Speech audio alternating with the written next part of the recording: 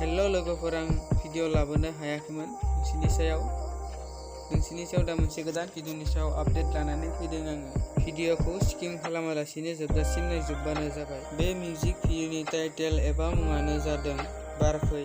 बे मिउजिक भिडिअआव फाव खालामनाय नुनो मोनदों मिथु, आस्तायसा, इनामनि बिथांमोनखौ फावखुंग्रि फाव खालामनाय नुनो मोनदों। बे मिउजिक भिडिअआ रिलिज जायाखैनो। बे मिउजिक भिडिअआ रिलिज जानायनि उनावनो नोंसिनि सायाव मोनसे गोदान भिडिअनि सायाव आपडेट लानानै फैफिनगोन आङो।